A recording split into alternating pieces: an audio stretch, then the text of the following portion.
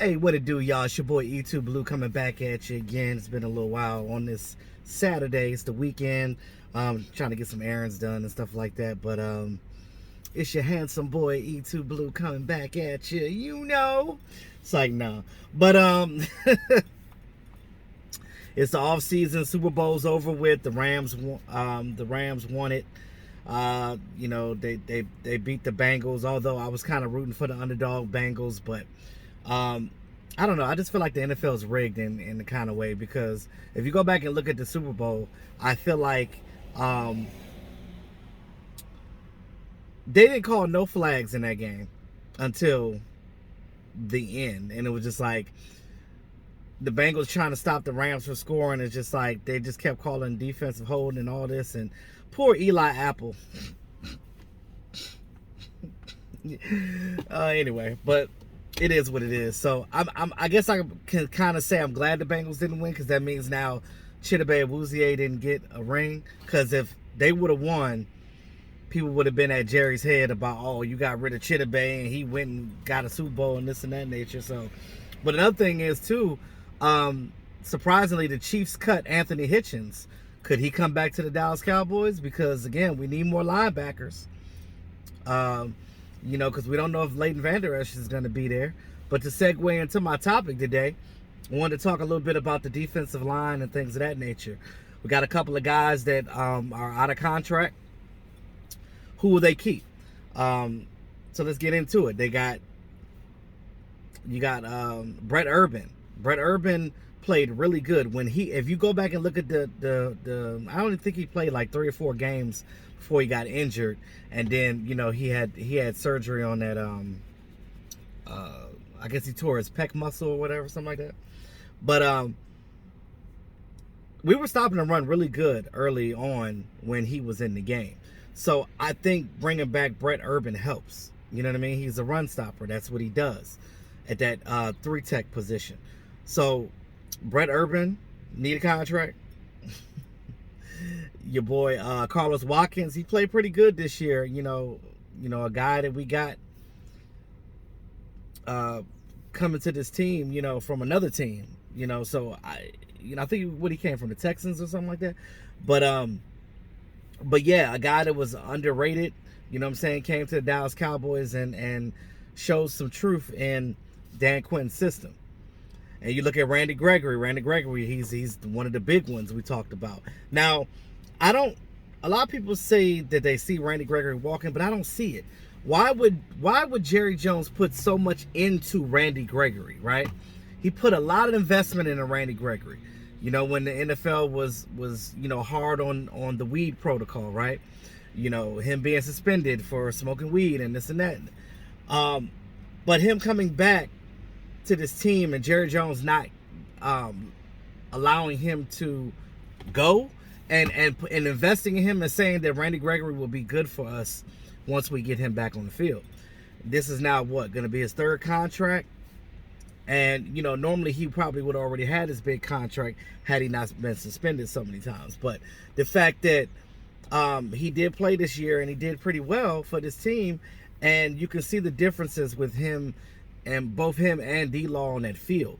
So the question is he going to take a home downtown discount only because Jerry Jones put so much investment in him? What does he garnish as far as money goes for a year? You look at not Von Miller, but you look at what's the guy that we used to have that now plays for the Bears? Robert Quinn. You look at Robert Quinn. He left here to get paid more money there. I believe he was getting like $15 a year or something from them. Randy Gregory, I don't think he's gonna accept less than that. But I don't know. Who knows?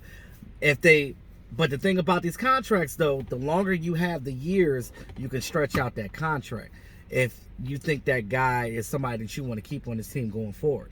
Where the Cowboys messed up is they signed a lot of 1-year deals. So Terrell Basham technically has a 2-year deal. So you got him for another year, I believe. But Yeah, so yeah, he has another year on his deal because they signed him for a 2-year deal. They should have did that to some of these other guys too, like J-Ron Curse, but I guess they didn't know that J-Ron was going to do what he did. But I see J-Ron coming back, but you know he's a safety. We'll talk about that another day. But Doris Armstrong, don't forget about him. His contract is up too. Doris Armstrong, DA. A lot of people don't really value DA like that. A lot of the fans don't, but I look at it like this. He played pretty well this year. He played decent last year. He does double duty for you. He can play on the defensive line, and he's a core special teamer. And I believe he blocked the punt. And didn't he not score on defense this year, or was that Chauncey Golston? So many guys scored on defense this year. And that's funny to say because that never happens with the Cowboys, where multiple people score touchdowns. I'm just saying. Well, defensive guys, I should say. But you know, with that being said, look at these guys. Who can they keep between Brett Urban, Doris Armstrong, Randy Gregory, and Carlos Watkins? Who can they keep? Some people say that they might go at D-Law and be like, hey, you need to take a pay cut or you out skis. How much do we value D-Law? We've seen those 8 games that he missed for the foot injury, and when he came back, how much difference it made. I know that even without him in there, Micah Parsons was doing his thing, but Micah Parsons is just a different cat, right? You know, a lot of teams were not expecting Micah Parsons to be what he is and what he has done for this team. So with that being said, you look at the dynamic that he plays on this team and that relationship between linebacker and defensive rusher, defensive end, or 3 technique is real thin because look at a guy like Chauncey Golston. They move him around between 3 tech and end rusher.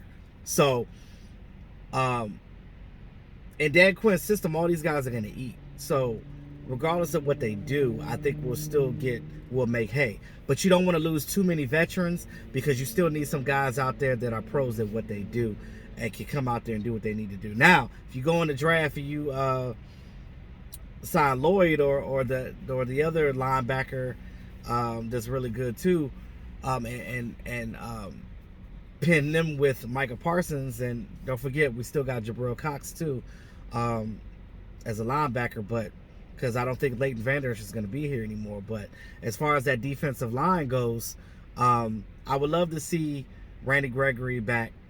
I want to see them re-sign Brett Urban. Carlos Watkins is up in the air because you can get another guy that gives you the same value that he does. But I think the most bang for your buck, if I had to choose some over the other, you're going to have to probably sign DA back because he's a core special teamer. You got to have your special team guys. So DA already pretty much, in my opinion, has a lot. Randy Gregory, they invested so much in him, it doesn't make sense to let him go. Now they can, but you had him this long for what? You didn't get everything out of him, man. He's not done. He's still young playing only because he didn't play as much as his contract says it does because of his suspension years. But I just think that he has a valuable role here as well. Randy Gregory does, because the threat of him and D-Law on that outside together, oh yeah, you definitely want to keep those guys. But I would say DA, Brett Urban, and Randy Gregory, if you keep those two. Now, like I said, Carlos Watkins is up in the air. It really depends on, and you could get him on a cheap contract because he's a rotational guy, or you could go get somebody else that can also be a rotation guy. But it really depends on what they do, as far as what they do come nut cutting time. If they release some veterans to free up some cap space, make post June 1 cuts, it just depends on what they decide they want to do. But with that being said, let me know what you guys think in the chat, man, about this defensive line. Who you want to keep? You want to keep Watkins? You want to keep Gregory? You want to keep Brett Urban? You want to keep DA? Who do you want to see still here, and who are you willing to let go? And as far as the linebackers go, Leighton Vander Esch, he may not be back, but it's all contingent on what we do going forward. Cowboys been quiet lately, which is rare. They haven't made any moves yet as far as releasing players, because you can't get anybody because it's not free agency yet. But we'll see. We know they're not going to make big splashes because they don't typically do that, and they said they weren't. So I think they're going to try to keep most of their guys. So I can see a lot of these guys still coming back, and off of the strength of Dan Quinn still being here. But let me know what you guys think in the chat, man. Like, share, subscribe to the channel. Make sure your notification bell is on all. It's your boy E2 Blue, always keeping it real. Talk to y'all soon. Peace out.